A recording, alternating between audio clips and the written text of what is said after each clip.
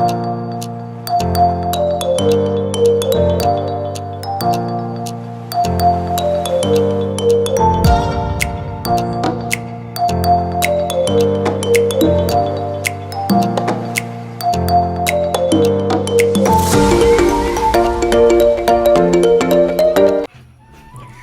Morning বন্ধুরা, সবাই কেমন আছো? আশা করি সবাই খুব ভালো আছো, আমিও বেশ আছি। Welcome back to my channel. আমার চ্যানেলে সবাইকে অনেক স্বাগত, অনেক ভালোবাসা। তো সকাল সকাল ঘুম থেকে উঠে না আজকে ভাবলাম একটু রান্নাঘরটা আজকে দেখাবো। প্রত্যেক দিনই তো ঝাড়া মোছা এইসব দেখাই, তো আজকে একটু অন্যরকম দেখাবো ভেবেছি। তো প্রথমে আমি এই যে রান্নাঘরের সামনে যে জানালাটা প্রচণ্ড ধুলো পড়ে, মানে যেমন হাওয়ায় ধুলো আসে তেমন তো রান্নার তেল সব উড়ে যায়। তো ওটা আগে পরিষ্কার করে নিলাম, তারপরে গ্যাসটা একদম পরিষ্কার করে নেব, তারপরে আমি রান্না করা শুরু করব। আর আমি না গ্যাসটা শ্যাম্পু দিয়ে পরিষ্কার করি। তোমরা কে কে দিয়ে পরিষ্কার করো আমাকে একটু অবশ্যই কমেন্ট করে জানিও তো। আমি না সব কিছু দিয়ে পরিষ্কার করে দেখেছি, কিন্তু সবথেকে ভালো তেল কাটে তোমার শ্যাম্পুতে। এটার মতো আমি অন্য কিছু আর দেখতে পাই না। কিন্তু তোমাদের কি বক্তব্য আছে তোমরা একটু আমাকে অবশ্যই কমেন্ট করে জানিও। কি জানো তো, একটা কথা, শেখার শেষ নেই আর শিক্ষার কোনো বয়স নেই, কিন্তু এটা একটা কথা। এই জন্য না শিক্ষার কোনো বয়স নেই, জানো তো, সবার কাছ থেকে সবাই শিখতে পারে। আমি যেমন একটা কিছু জানি না, সেটা তো আর একজনে আমার থেকে ভালো জানতে পারে। তোমরা যদি কমেন্ট করে জানাও তাহলে আর একটা জিনিস আমি শিখে নেব, তাই না? আবার এমনও হয় যে আমি যেটা জানি সেটা অন্য কেউ জানে না, এরকমই চলতে থাকে। তা আমাদের মানে যত কচু শাক মানে খাওয়া হয় না, কচু জাতীয় যত জিনিস সব কিন্তু আমার শাশুড়ি মা কুটে দেয়। কেননা আমার প্রচণ্ড অ্যালার্জি শরীরে, সেই জন্য আমি কোনো কচু শাক বলো ঘ্যাটকল বলো কোনো কিছুই কাটতে পারি না। আর এই ঘ্যাটকল আজকে আমার রান্না করব, তো শাশুড়ি মা কেটে দিচ্ছে। তো ঝাড় দিতে দিতে না আমি বাইরের দিকটা এলাম।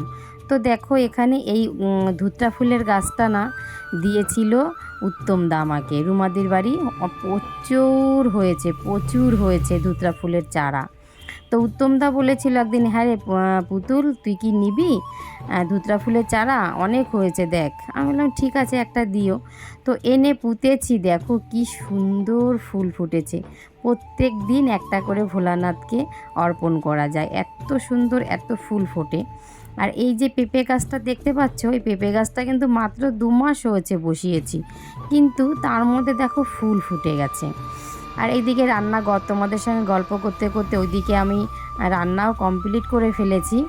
তো দেখো খেতে বসেছে তোমার দাদা ভাই আর আমার ছেলে, দুজনে খেতে বসেছে, ও আবার কাজে বেরিয়ে যাবে।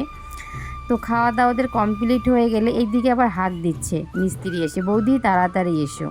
তো চলে এলাম এইদিকে। এই যে উঠোনে না প্রচণ্ড কাদা হয়, প্রচণ্ড কাদা হয়। এই বৃষ্টির দিনে গাড়ি তুলতে পারি না, আমরা ঢুকতে পারি না। তো আমরা চিন্তা করলাম যে উঠোনের ঠিক মিডিল বরাবর এক সাইডে পাকা করে নেব, এক সাইডে মাটি থাকবে, তাহলে কোনো সমস্যাই হবে না। আর এই যে গোলাপ ফুলের গাছটা, এটা ছোটু লাগিয়েছিল, কি সুন্দর ফুল ফোটে তোমাদের কি বলবো, এত সুন্দর ফুল ফোটে গোলাপ গাছটা। তো মিস্ত্রি যখন তুলে ফেলবে বলেছে, আমার না খুব মায়া লাগলো। তা আমি ছোটুকে বললাম, ছোটু এক কাজ কর, ফুল গাছটা আমি নিয়ে আমার ওই পাশে লাগিয়ে দিচ্ছি। বললো ঠিক আছে কাকি, নিয়ে যাও। আর এই যে বোম্বাই লঙ্কার চারা, এটা আমার ভাসুর লাগিয়েছিল। যাই হোক, এখানে তো কোনো কিছুই আর রাখা যাবে না, মিস্ত্রিরা যেহেতু এখানে কাজ করবে। তো আমি এইগুলো আস্তে একটা শাপল নিয়ে এলাম, একটা শাপল নিয়ে এসে গাছগুলো আমি আস্তে করে তুলে নিয়ে ওই পাশে লাগাবো। আর বন্ধুরা, আমি না দোকানে বসে ভয়েস দিচ্ছি, তো যদি গাড়ির আওয়াজ হয় প্লিজ তোমরা একটু মানিয়ে নিও। রাস্তা দিয়ে তো অনেক গাড়ি যাচ্ছে, অনেক শব্দ হচ্ছে, যদি একটু শব্দে শুনতে না পাও একটু মানিয়ে নিও। আর এই দেখো গোলাপ গাছটা আর বোম্বাই লঙ্কা গাছটা আমি তুলে নিয়েছি, এবার এই পাশে লাগিয়ে নেব। এখানে আর কোনো ঝামেলা নেই তোলার। তো এত সুন্দর গাছ দুটো দেখে আমার খুব মায়া লাগলো, জানো তো। আর একটু আগে তোমরা দেখতে পেলে আমার ছেলে আর আমার বর দুজনে মিলে একটা পাল্লা ঠিক করছিল। ওটা কি বলো তো, আমার ঘরের শোকেসের পাল্লা। আমাদের যখন আগের ঘর ছিল সেই দৃশ্য এখনও যদি আমার মনে পড়ে না, আমার বুক কেঁপে ওঠে। সেই দিন এক রাত গেছে, সে রাত প্রচণ্ড মহামারীর রাত ছিল। কেউ ঘরে ছিল না, আমি আর আমার ছেলে দুজনেই ছিলাম। তা প্রচণ্ড ঝড় হচ্ছিল, সেই ঝড়ের রাতে সেই ঘর পুরো ভেঙে যায়। তো পাশের বাড়িতে আমাদের ওদের নারকেল গাছ পড়েছিল আমাদের ঘরের উপর, পড়ে আমার ঘরটা পুরো ভেঙে চুরমার হয়ে যায়। তখন বারান্দায় একটা শোকেস ছিল আর ঘরের ভেতরে একটা শোকেস ছিল, দুটো শোকেস ছিল। তো দুটো শোকেসই যথারীতি ভেঙে চুরমার হয়ে গেছে। তো বারান্দার শোকেসটা যেটা ভেঙে গেছে, কিন্তু জামা কাপড় রাখার মতন আছে। তো সেটা কি করেছে তোমার দাদাভাই, আবার ওই শোকেসটাই একটু জোড়াতালি দিয়ে দিচ্ছে। কেননা বলছে যে এখন যে আমরা টিনের ঘরে থাকি, এখানে কিন্তু নতুন শোকেস ঢোকানো যাবে না। তো বলছে যে কয়দিন আমাদের রুম কমপ্লিট না হচ্ছে ততদিন ওই শোকেসেই রাখতে হবে। সেই জন্য ওরা দুজনে মিলে শোকেসটা ঠিক করছিল। আমাদের মধ্যবিত্ত ফ্যামিলিতে আমরা এভাবেই আমাদের চলতে হয় বলো। যখন যেটা মন চায় তখন সেটা করতে পারি না। আমার তো এখন মন চাচ্ছে একটা বড় দেখে শোকেস নিয়ে আসবো, কিন্তু কিছু করার নেই, মনে চাইলেই তো আর হবে না। যখন সময় হবে ঠিক তখনই করতে হবে। তো তারপরে তো আমি সব কমপ্লিট করে দোকানে গেছিলাম, দোকান থেকে বাড়িতেও চলে এসেছি। আর আজকে হচ্ছে ভাগ্নে মশাইকে আইবুড়ো ভাত খাওয়ানো হবে। তো সকালে আমার ভাগে যে আমরা দুজন মিলে একসঙ্গে খাওয়াবো, তো আমার ভাগে যে যে বাজার পড়েছিল সব কিছু আমি করে দিয়ে দোকানে চলে গেছিলাম। তো সে ভাগ্নে মশাইয়ের বারণ ছিল যে ভিডিও করা যাবে না, সেই জন্য আমি আর ভিডিওটা করিনি, তোমাদের সঙ্গে শুধু রান্নাটা শেয়ার করলাম।